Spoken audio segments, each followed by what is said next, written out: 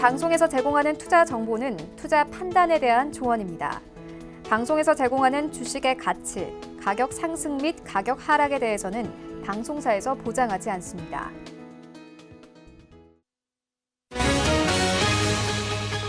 간추린 경제 뉴스입니다. 미국 증시에서 주요 지수는 주요 경제 지표가 개선된 데 힘입어 상승했습니다.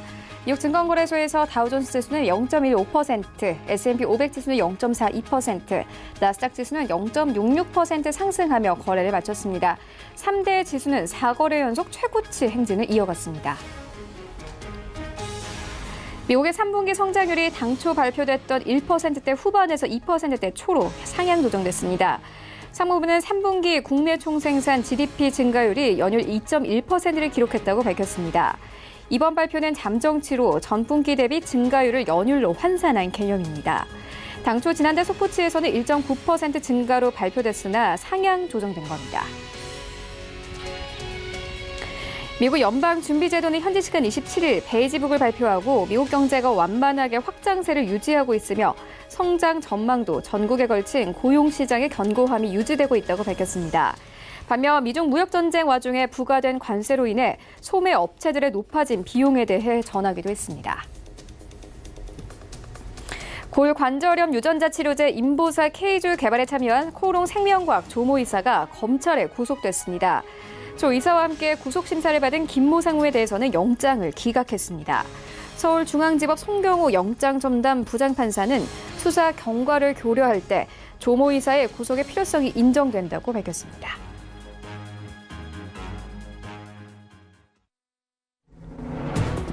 네, 시청자 여러분 안녕하십니까. 출발 증시 와이드 1부 시작합니다. 최윤입니다. 어제 우리 시장, 양시장 엇갈리면서 마감됐습니다. 코스피는 소폭 상승 흐름을 타면서 2127선까지 올라왔고요. 코스닥 시장 소폭 하락하면서 647선까지 빠졌습니다. 어제 MSCI 리밸런싱이 마무리가 됐기 때문에 외국인들의 매도가 멈추나 했는데 어제 코스피 시장에서 다시 한번 외국인들 1,000억 원 넘게 매도하면서 우리 시장의 상승폭을 제한시켰는데요. 하지만 전날 뉴욕 증시 3대 지수가 미중 협상 기대감과 함께 사상 최고치를 경신하면서 어제 우리 증시도 함께 힘을 받는 모양새이긴 했습니다. 이런 가운데 간밤에 뉴욕 증시 3대 지수 다시 한번 사상 최고가 경신했는데요. 경제 지표도 좋았고 미중 무역 협상에 대한 기대감이 여전히 남아 있습니다. 이런 시장 상황들 오늘 출발 증시 와이드 1부에서 정확하게 알아보도록 하겠습니다. 네, 먼저 글로벌 시시각각 시간에는요. 간밤 뉴욕 증시 함께 짚어보도록 하겠고요. 이어서 산유국들이 최소 내년 중반까지 감산 체제를 연장할 수 있다는 주장이 나오고 있습니다. 함께 살펴보도록 하겠고요. 이어서 공유경제 사업 모델에 대한 의구심이 커지면서 우버의 주가가 하락세를 나타내고 있습니다. 관련 사업 함께 짚어보도록 하겠습니다. 네, 이어지는 라이브 이슈타임에서는요. 어제 우리 증시를 이끈 건 바로 SK였습니다. SK케미칼의 치매 치료 패치가 미국 FDA의 허가를 받으면서 관련주들이 일제 급등했는데 함께 투자 의견 들어보도록 하겠고요. 이어서 한국거래소가 다음 달 2일부터 국내 최초로 국제선물 상품간 스프레드 거래를 도입합니다. 함께 거래 내용 자세하게 짚어보도록 하겠습니다. 출발 증시 와이드 1부 지금 출발합니다.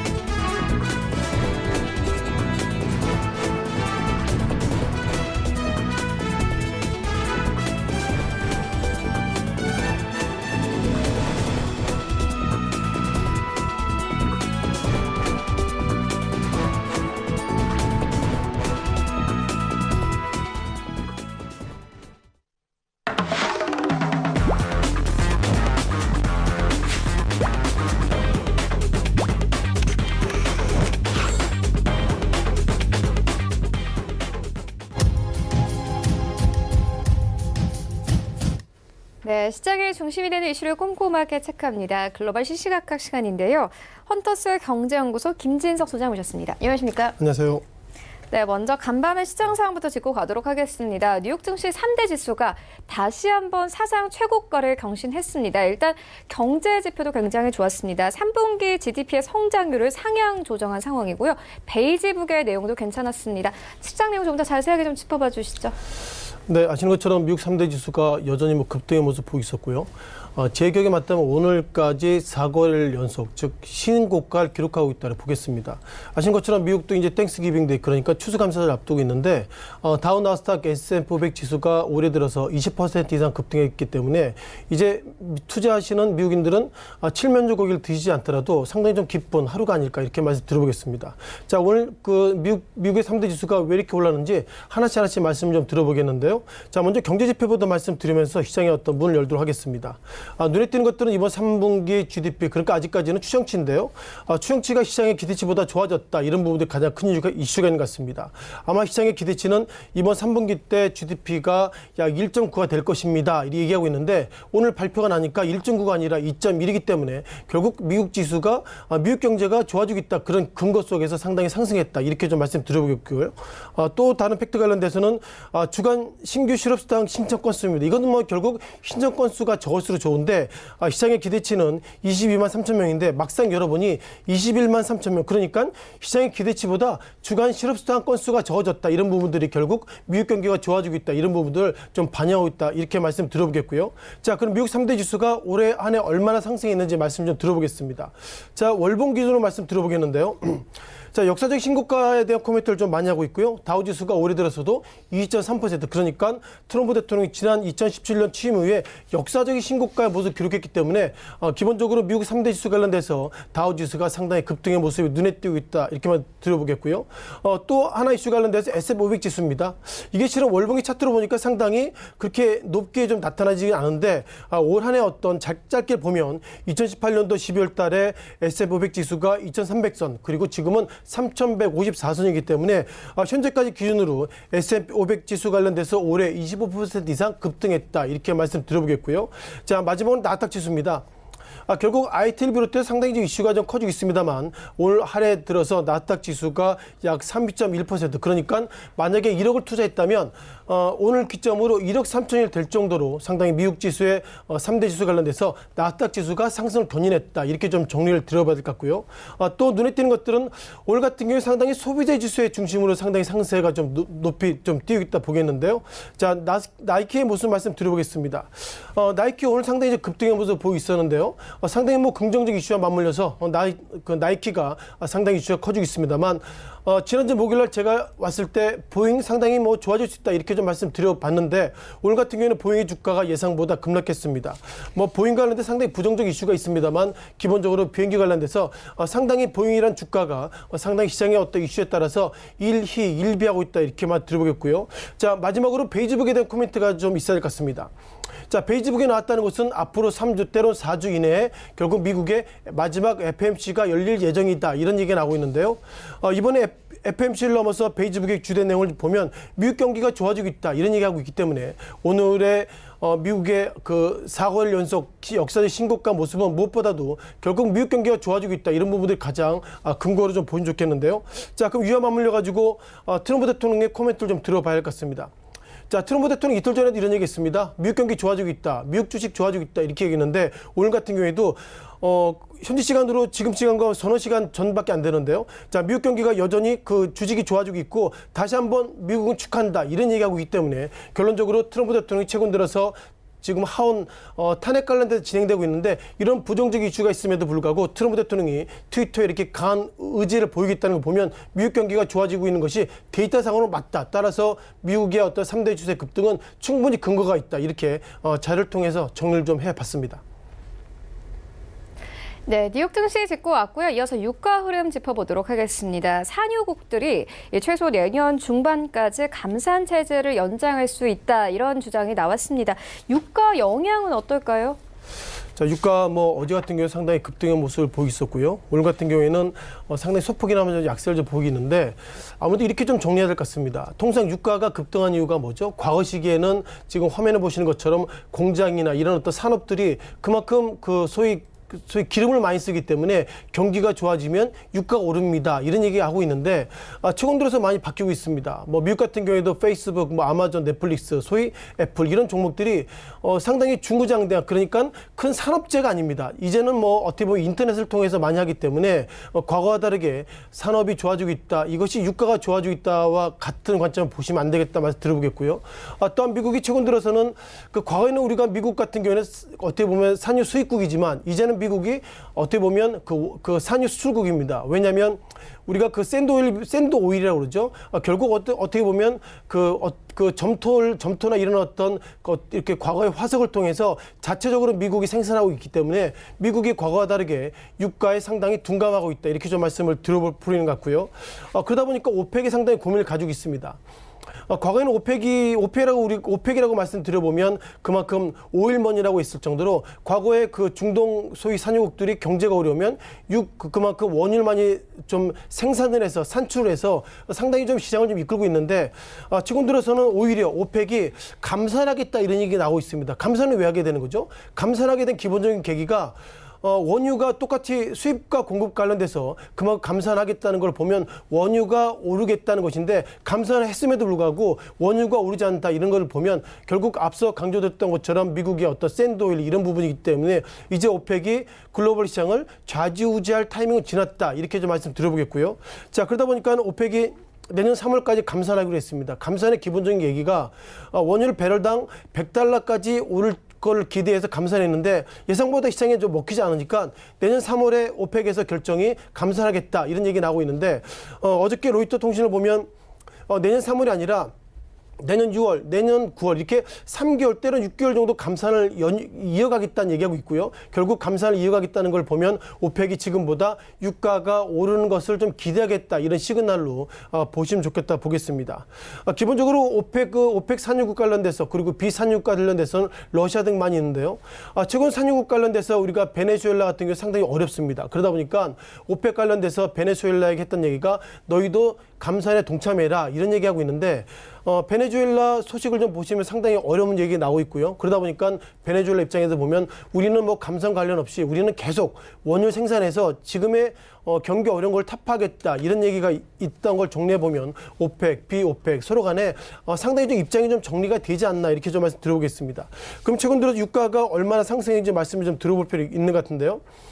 자, 지금 보신 것처럼 곧 보실 차트의 모습 보면 유가가 상당히 상승하지 않았다. 이렇게 좀 말씀 드려보겠고요. 자, 주봉의 어떤 WTI, 그러니까 서부 텍사스 원유에 대한 리뷰를 들어보겠는데요. 눈에 띄는 것들은 2018년도, 2019년도 말입니다. 2018년도 같은 경우에는 어떤 얘기냐면 결국 그 앞으로는 감산하겠습니다. 이런 얘기했는데 그런 얘기가 있음에도 불구하고 예상보다 원유가 더 배럴당 어떻게 보면 이 당시에는 배럴당 $80까지 갔었는데 최근 들어서 2018년도 하반기 이후에 오히려 그 배럴당 가격이 떨어졌습니다. 따라서 이것을 보면 최근 들어서는 2019년도 같은 경우에는 오늘 같은 경우에는 $58대 그러니까 배럴당 $58할 때 보면 작년 2018년도 10월달 배럴당 $76에 비해서 상당히 좀 떨어지는데요. 자, 그럼에도 불구하고 오펙은 감산하겠다는 것은 결국 유가를 지금보다 올리려고 하고 있는데 예상보다 시장의 기대치는 못 미치고 있다. 따라서 이와 관련돼서 오펙이 상당히 좀 고민이 커지고 있다. 이렇게 말씀 들어볼 필요가 있는 것 같고요. 자, 에너지경제연구원의 데이터를 좀 보시겠습니다. 2019년도 하반기는 이렇게 될 것입니다. 라는 자료가 나오고 있는데 에너지경제연구원이 바라보는 자료가 상당히 좀 최근 들어서 안 맞는 걸 보면 이것은 결국 뭐 연구기관의 차이가 아니고요. 그만큼 유가가 상당히 랜덤웍의 모습이다 보겠습니다. 중요한 것은 두바이 기준으로 보면 원유 가격 전망인데요. 2029년도 3분기, 4분기 연간 뭐 어떻게 보면 기준 주가는 배럴당 $63, $66, $60인데 최근 들어서는 이런 어떤 데이터가 틀리기 때문에 이제는 경제연구원들의 데이터를 보시면서 시장에 판단하기보다는 미국과 중동, 미국과 이란, 미국과 사우디아라비아 이렇게 어떻게 보면 미국 상대로 한 갈등을 보시면서 유가에 대한 방향을 보시는 것이 더 적절하지 않을까 이렇게 말씀 드려보겠고요. 또 하나 그렇다면 앞서 강조드렸던 것처럼 유가가 좋아진다는 것은 미국 경기가 좋아집니다. 이것과 이런 전제 속에서 말씀을 드려보겠습니다. 기본적으로 경제에 대한 전망이 좀 나오고 있는데요.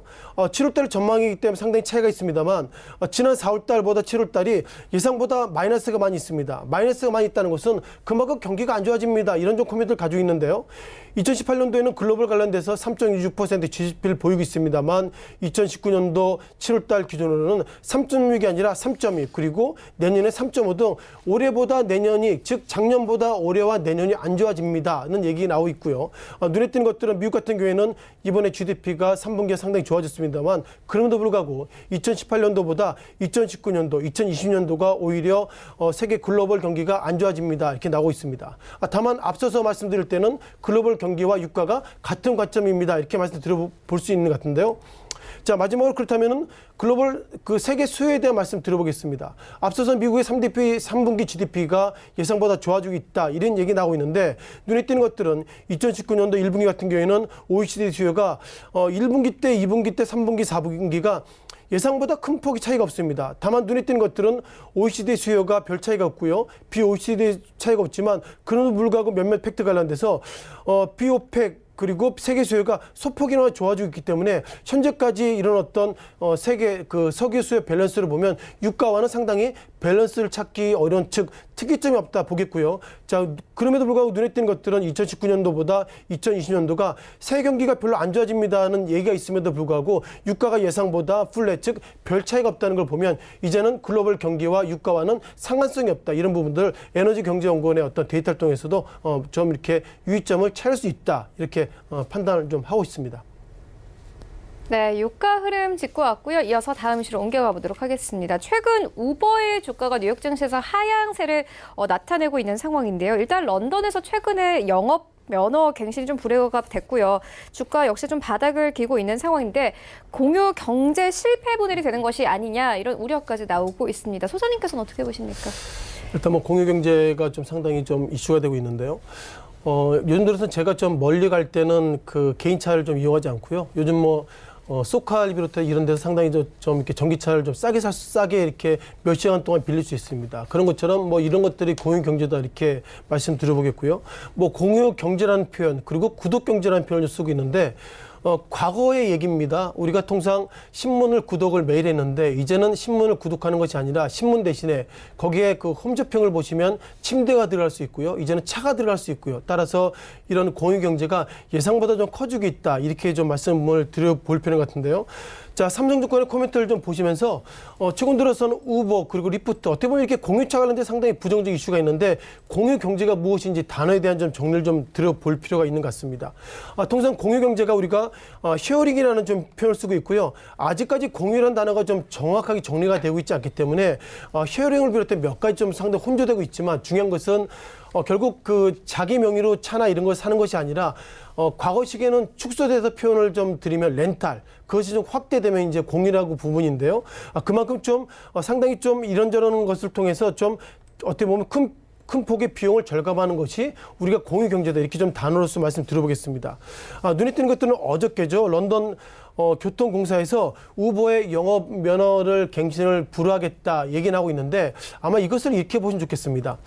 앞서서 신문을 좀 보시면요. 소카 같은 경우에도 즉 개인이 소카를 통해서 나는 이제 몇 시간 빌리겠습니다. 이렇게 빌려놓고 중고등학생이 그 차를 대신 쓰는 즉 이런 어떤 법률적인 부분에서 상당히 좀 고민이 있는 것 같고요. 따라서 이번에 런던 교통공사가 우버의 영업 면허 갱신이 다른 이유가 아니라 즉 신청은 A가 있는데 막상 운행은 B였기 때문에 이와 관련된 상당히 이것은 좀 문제가 있다 이런 관점이기 때문에 우버와 어떤 정독성이나 이런 부분들이 인정되지만 그런 어떤 법률적인 부분에 있어서 런던이 상당히 좀 집중해서 보고 있다 이렇게 좀 말씀드려보겠습니다. 따라서 많은 분들이 공유 경제에 상당히 좋다 이런 얘기 나오고 있습니다만 우버에 있어서 이번에 실적도 상당히 좀 부정적 나오고 있습니다. 3분기가 우리가 어떻게 보면 7월부터 9월인데요. 3분기에 우버의 어떤 순손실 예상보다 커지고 있습니다.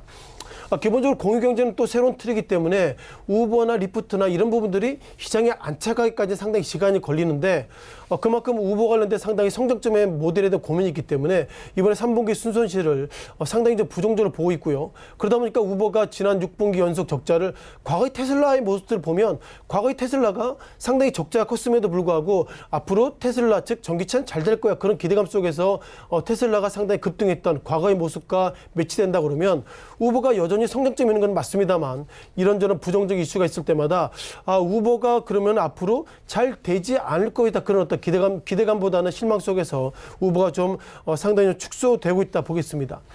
우버가 지난 5월달에 시장에 들어왔는데요. 지난 5월달 들어오고 나서 보니까는 어저께까지 약 6개월 정도 됐습니다. 6개월 내에 약 어떻게 보면 30%대 주가 급락의 모습 보이겠는데요. 자, 삼성증권이 바라보는 시각은 이런 시각이 있는 것 같습니다. 주요 차량 공유 업체 관련돼서 우리가 우버 그리고 우리가 미국 시장에서 리프트 이게 두 개에 대한 종목을 좀 가지고 있는데요.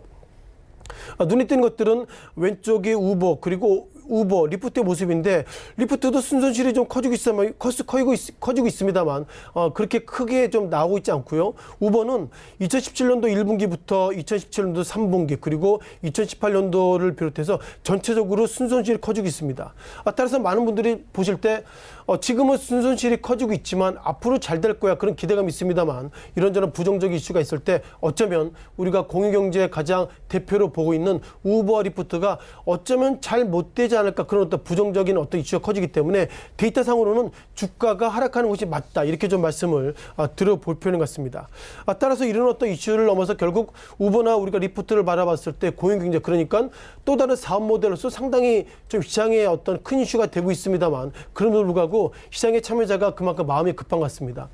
앞서 강조드렸던 것처럼 어떻게 보면 미국의 3대 지수가 역사적 신고가의 모습 보이는데 자 그렇게 잘 나갔음에도 불구하고 우버 리프트의 주가가 상당히 떨어졌기 때문에 이럴 바에는 결국 미국 경기 관련돼서 상당히 인덱스가 있는 다우 나스닥 S&P 500 지수에서 상당히 소위 우량한 종목을 사고 앞으로는 좋을지 몰라도 지금은 부정적인 우버 리프트를 파는 모습이기 때문에 이제 미국의 참여자는 공유경제의 어떤 성장점의 모델을 상당히 부정적으로 보는 것이 아니라 이 두 종목보다도 미국의 어떤 3대 지수가 더 잘 나가기 때문에 상대적으로 피해를 보고 있다라고 말씀을 드리겠습니다.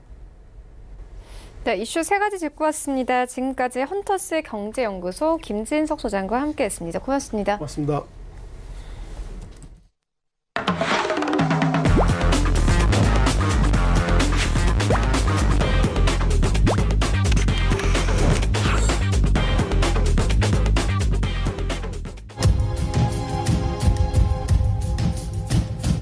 네, 이어서 국내 이슈 살펴보고 가도록 하겠습니다. 라이브 이슈 타임인데요. 펠리즈 투자인리서치 김민수 대표 전화 연결되어 있습니다. 안녕하십니까? 네, 안녕하십니까? 네, 첫 번째 이슈부터 시작을 해보도록 하겠습니다. 어제 우리 증시를 이끈 건 바로 SK였습니다. SK케미칼의 이 치매 치료 패치가 미국 FDA의 허가를 받으면서 어제 관련주들이 일제히 급등을 했는데요. 당분간 이 호재거리가 힘을 받을 수 있을까요? 네, 지금 어제도 SK케미칼이 한 건 했죠. 그래서 최근에 제약 바이오 동향을 한번 보게 되면은 워낙 기대감이 낮았다가 실패만 계속했다가 성과가 나오는 업체들이 하나씩 둘씩 나오기 시작하면서 분위기가 좀 반전되고 있다라는 관점 쪽에서 보고 있는데 근데 중요한 부분들은 과거처럼 이런 뉴스가 나왔을 때 제약 바이오주가 같이 동반으로 급등했던 모습들은 아니다라는 데 무게를 두면서 대응해야 될 것 같고요. 그런 차원에서 어제 SK케미칼이 치매 치료 패치라고 하는데 SID 710, 네, 이쪽이 미국의 FDA 최종 시판 허가를 받았다고 얘기합니다. 근데 지금 이 부분 같은 경우는 지난 없던 부분들이 새롭게 갑자기 부각된 게 아니라 기존에도 알려져 있던 부분들이었다고 봐야 될 것 같고요. 특히 2010년도에 SK케미칼이 국내 최초로 제너릭 복제약 상품을 개발했다고 하게 되면 쉽게 말씀드리면은 바이오시밀러의 하나라고 봐야 될 것 같고요. 그러다 보니까 국내에서 벌써 2014년도에 출시돼서 지금 상품으로 유지가 되고 있는 걸로 보시면 될 것 같고요. 원드론 패치라고 하는 브랜드로 국내에서는 알려져 있는 상황들인데 그 밖에 이제 유럽은 2013년, 호주는 2016년, 캐나다는 작년에 진출을 했죠. 그래서 이런 어떤 바이오시밀러의 그 제네릭 약품 쪽으로는 충분히 복제약으로선 역할을 하고 있다가 이번에 미국의 승인을 받은 게 일단 부각됐다라고 보시는 게 가장 맞는 흐름이라고 봐야 될 것 같고요. 근데 여기서 이제 중요한 부분들이 치매 환자의 특성을 생각을 하셔야 될 것 같습니다. 특히 치매 환자 같은 경우는 일단 저희가 보통 알고 있는 상식으로는 건망증이 심하고 그리고 또 여러 가지 환경 반경에서 기억력이 많이 떨어지고 그러다 보니까 경구용이라고 하는 그 가지 알약을 제공한다고 하더라도 그거 자체를 먹는 걸 까먹을 수가 있겠죠. 그러다 보니까 상대적으로 약을 어떻게 주사를 해서 치매에 관련된 쪽을 좀 개선시키거나 아니면 상황을 나아지게 하느냐라고 했었을 때 가장 좋은 건 그래 그러면 붙여야지 그러면서 어떤 패치 형식으로 붙이는 쪽을 나오기 시작하는 부분들로 보셔야 될 것 같은데요.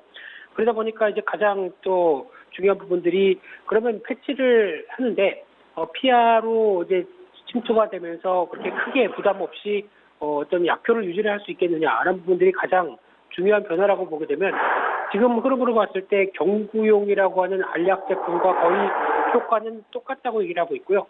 부작용은 좀 적다라고 얘기를 하다 보니까 이에 따른 부각들도 같이 연결이 돼서 이어지고 있다는 쪽으로 봤었을 때 상대적으로 그래도 긍정적이다라고 볼 수 있을 것 같고요. 따라서 지금 19개국에 진출해서 24개 주요 제약사와 판권 그리고 수출을 하고 있는 상황이다라고 봤을 때 특히 지금 미국부터 이어지고 있는 브라질 그리고 사우디까지 그래서 모두 다 현지 허가를 절차를 밟고 있다라는 관점으로 봤을 때 상대적으로 어떤 글로벌 진출과 관련된 부분들 긍정적이라고 볼 수 있는 상황들이고요. 거기다가 이제 또 다 아시는 것처럼 치매 치료제를 생각을 했었을 때 중요한 부분들이 앞으로의 수요와 관련된 부분들로 봐야 될 부분들이죠. 근데 그러면 아무래도 연령이 고령화되기 시작한다라고 했었을 때 그에 따른 쉽게 말씀드리면 환자가 늘어나고 수요가 늘어나고 할 수 있는 부분에 대해서 조금 더 긍정적이라고 나올 수 있는 부분들인데 특히 지금 65세 이상 고령 인구가 2050년까지 이어지는 변화를 보게 되면 가장 선두는 일본이고요.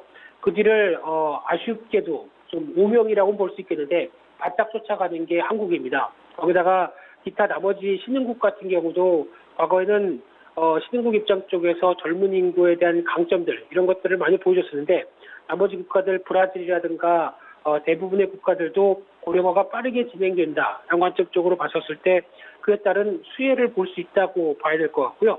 거기다가 이제 올해 같은 경우도 세계 치매 환자 수를 보게 되면 약 한 230만 명이라고 얘기를 하고 있는데 그러다 보니까 관련 치료제 시장이 연간 4조 원, 약 한 33억 달러 규모까지도 얘기가 나오고 있는 추세고요.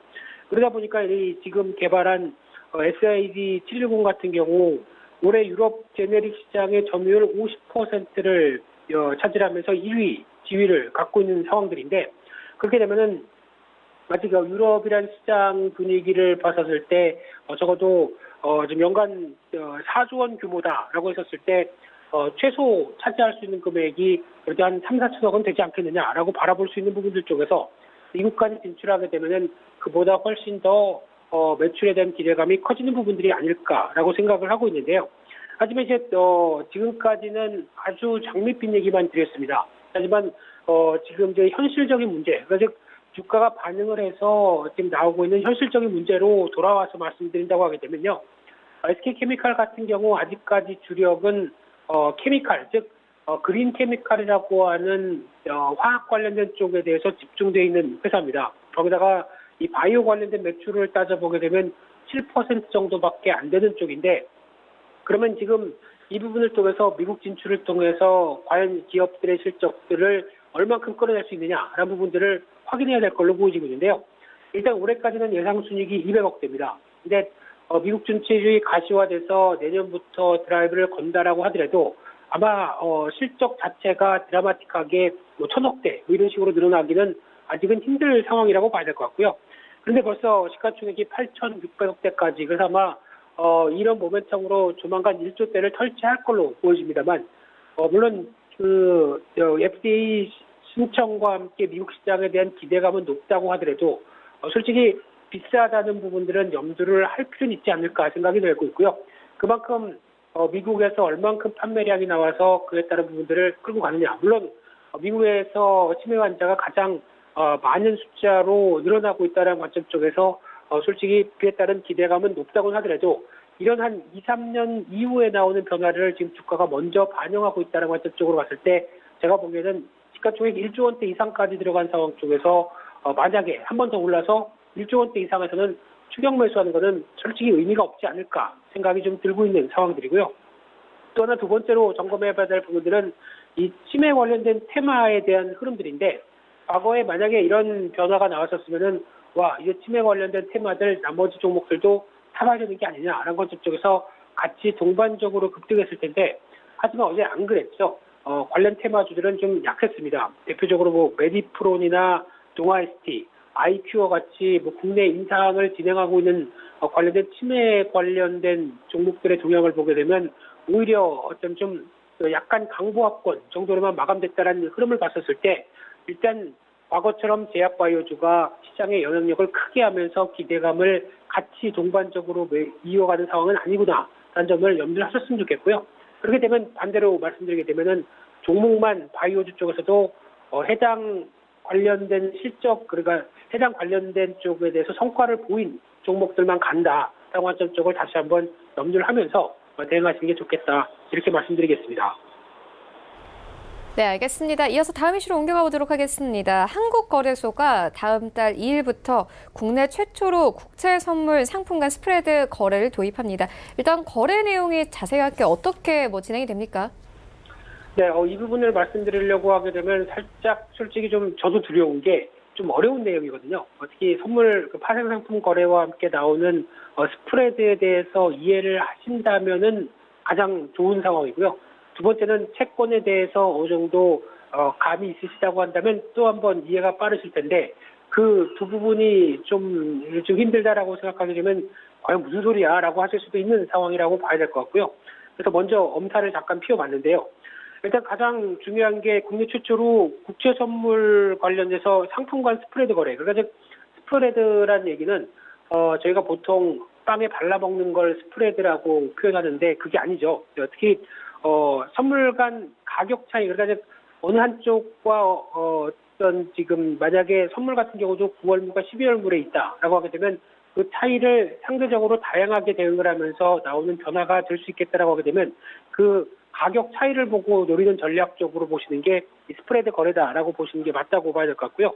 그래서 이 부분이 국채 선물에 도입되면서 12월 2일 날부터 도입이 된다고 봐야 될 것 같은데 그렇게 되면 어떤 전략을 쓸 수 있느냐라고 봤었을 때 대표적으로 국채 선물 3년물은 매수를 하고요.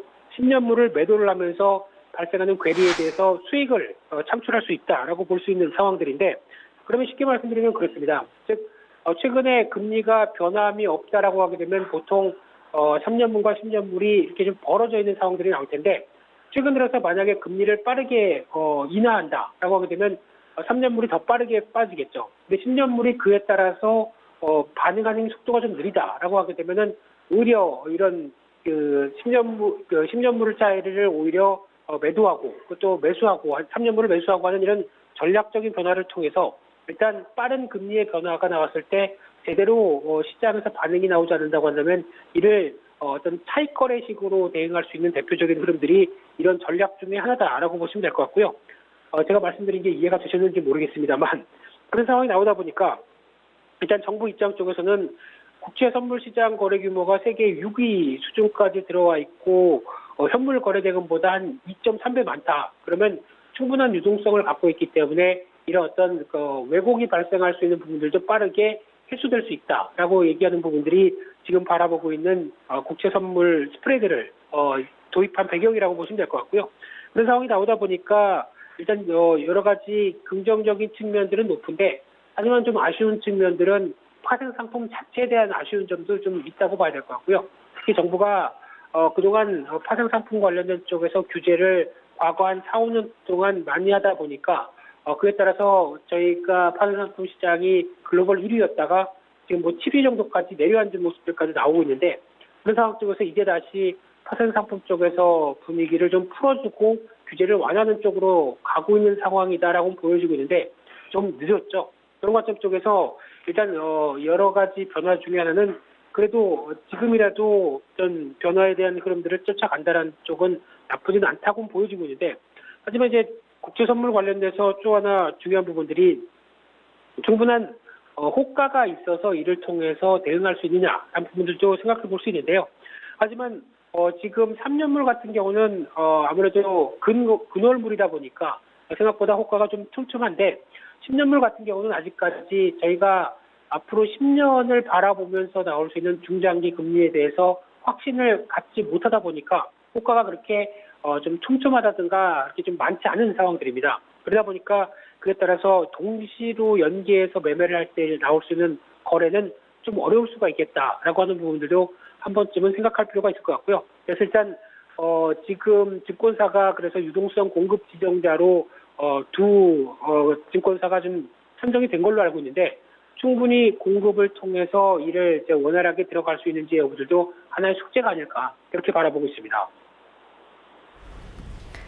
네, 그리고 방금 속보가 하나 들어왔는데요. 일단 트럼프 대통령이 홍콩 인권법에 서명을 했다고 합니다. 곧 발효될 것 같다, 이런 뉴스가 현재 나와 있는 상황인데요. 로이터 통신이 27일, 그러니까 현지 시간 27일 보도를 한 상황이고요. 일단 홍콩 인권법이 좀 승인이 되더라도 실제로 적용을 극대로 자제하는 방식으로 이뤄질 것이다, 이런 좀 분석이 나오고 있었던 상황이었습니다. 중국과의 협상 상황에서 방해가 될 만한 요소다, 이렇게 좀 증시에서는 보고 있는 상황인데요. 이와 함께 외국인들이 최근 15거래 연속 매도세 이어가고 있는 상황입니다. 오늘 시장에서는 좀 어떻게 작용되게 될까요? 네, 이제 MSCI 리밸런싱만 끝나면 괜찮겠지 했는데, 어제 같은 경우 아니나 다를까 계속 팝니다. 그렇다는 얘기는 일단 지금 시장의 관심은 그래도 불확실성을 제거하는 관점 쪽에서 당연히 관세 협상, 이제 미중 간의 관세 관련된 무역 전쟁에 대한 1차 마무리 여부에 대해서 초점을 맞출 걸로 보여지고 있고요. 단기적으로는 리밸런싱이 끝났다고 하더라도 당일로 모든 게 정리가 되는 게 아니라 지난 흐름들을 봤었을 때도 5월 달도 그랬었고, 약간 한 2, 3일 정도 더 끄는 경향들이 있었죠. 그래서 추가로 조정할 부분들을 더 매도하고 나올 부분들은 있었는데, 그래서 여기서 중요한 부분들은 그러면 11월 달까지는 그렇다고 쳐도 한 12월 달부터의 변화가 가장 또 중요하지 않을까로 바라보고 있는데, 또 외국인들에 대한 수급과 관련된 부분들은 달러화겠죠.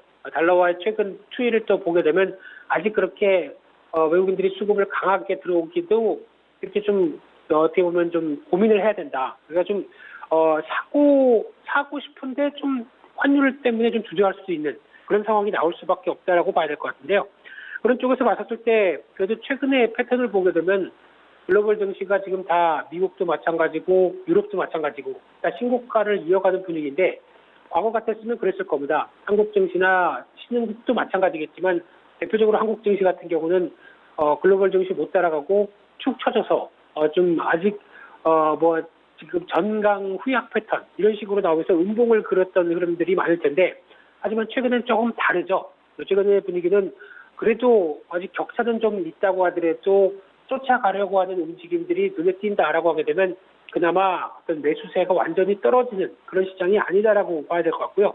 그래서 중요한 게 2150선에 대한 저항을 안착하느냐, 이 부분이 가장 중요하다고 봐야 될 것 같은데, 지난 흐름을 보게 되면 직전 고점이었던 2150선을 살짝 넘어서 60선까지도 들어왔다가 다시 조정을 받았었죠. 그런 흐름들이 나온 만큼 일단 2100선에 대한 지지력을 확인하게 되면 2150원, 2150을 안착하면서 2250까지 가는, 그러니까 다음 저항권이라고 보여집니다. 그런 어떤 변동의 어떤 또 중심선으로 작용할 수 있지 않을까라는 관점 쪽에서 일단 기대감은 가져야 될 상황이라고 봐야 될 것 같고요. 또는 여기서 주목해야 될 부분들이 지금 시장이 반등을 했었을 때 나왔던 주도 섹터라고 봐야 될 것 같습니다. 가장 먼저 1차로는 8월 초부터 9월 중순까지 약 한 1900선에서 2000선 중반까지 올라왔었을 때 나왔던 대표적인 시장의 주도 섹터는 아시는 것처럼 IT주였고요. 거기다가 뭐 중국 소비주 이런 종목들이 시장을 끌면서 주가에 대해서 강하게 움직였다고 봐야 될 것 같은데, 대표적으로 실적은 그렇게 떨어지지 않는데 낙폭이 컸다, 이런 시각 때문에 주가가 좀 움직였다고 봐야 될 부분이라고 보여지고 있고요. 또는 두 번째로는 그러면 그 2차 단계라고 봐야 될 텐데, 2차 단계 같은 경우는 2000선 위상에서 2100선 쪽으로 올라왔을 때 그쪽에 대해서 가장 크게 반응했던 대표적인 섹터 쪽으로는 일단 무엇보다 중요한 IT가 또 들어가고 있는 상황들이고요. 그 밖에 내수주, 금융주 이런 쪽으로 들어갔다라고 하게 되면 일단 시장을 바라보면서 나왔었을 때 어떤 가장 중요한 부분들은 이제 IT주는 공통적으로 다 들어갔다라고 바라볼 수 있는 상황들이고요. 거기다가 어떤 경기 민감주와 관련된 부분들이 일단 좀 소외를 받았던 부분들이 같이 움직이기 시작한다라는 관점적으로 보게 되면 이에 따른 시장 영향들도 같이 염두를 할 필요가 있겠다라고 봐야 될 것 같고요. 그런 쪽에서 또 배당주도 시즌인 만큼 생각을 해봐야 될 부분들이겠죠. 그래서 배당 수익률 관련된 부분들을 보게 되면 거의 2003년도 때는 저희 코스피 배당 수익률이 0%대였습니다. 그냥 배당은 그냥 무늬만으로 존재하고 있는 걸로 알고 있었던 상황들이었는데 그러다가 2010년대부터 작년까지 1%대에서 작년이 2.6%대까지 올라왔습니다. 근데 이런 저성장 기조 쪽에서 주주들을 다독거린다라고 하게 되면 당연히 그리고 쌓아놓은 기업 유보금들이 있다라고 하게 되면 당연히 배당은 늘어날 수밖에 없는 상황이라고 봐야 될 것 같고요. 그런 쪽에서 배당을 기대한다라고 하게 되면 오히려 앞으로 또 중요한 투자 지표로 작용할 가능성이 높다라는 관점 쪽에서 계속 지켜보시면서 대응할 전략들이 좋겠다라고 바라보고 있고요. 그런 상황이다 보니까 지금 시점으로서는 일단 오늘 같은 경우도 마찬가지로 앞서 잠깐 얘기하셨던 홍콩 관련된 인권법들의 영향은 제가 보기에는 일단 그렇게 큰 영향은 없을 것이라고 봐야 될 것 같고요. 제가 보기에는 트럼프 대통령의 명분과 실리를 모두 다 추구하려고 하는 경향을 본다라고 하게 되면 일단 우리는 자유민주주의를 수호한다. 그러면 당연히 홍콩 관련된 인권법은 통과를 시키면서 약간 명분을 세우는 게 맞겠죠. 하지만 실리는 이제 중국이 반발해서 막 화내고 좀 그런 상황이 나온다고 하더라도 일단 협상장에 가서 다독이겠죠. 사실은 그게 아니라 나 대선도 있고 다음에 하기 위해서 그러면 요거는 살짝 양보할게 이렇게 나올 수 있는 또 하나의 실리적인 요건들도 될 수 있다라고 하게 되면 아마 어떤 지금 명분 싸움이 아니라 실리 싸움으로 가는 무역 전쟁의 합의 관련된 부분들 쪽에서는 아직 그렇게 큰 영향을 끼치지는 않지 않을까 그런 관점 쪽에서 바라보고 있는 상황들입니다. 네, 이슈와 전략 짚고 왔습니다. 지금까지 펠리즈 투자인리서치 김민수 대표와 함께했습니다. 고맙습니다. 네, 감사합니다. 네, 1부는 여기서 모두 마치도록 하고요. 잠시 후 2부에서는 전문가들과 함께하는 정오 라이브쇼 라이브 매매타임이 이어집니다. 여기에 더해서 오늘 장에서 이슈물이라고 있는 특징주까지 꼼꼼하게 살펴봐 드리겠습니다. 채널 고정해 주시고요. 저희는 잠시 후 2부로 다시 찾아오도록 하겠습니다.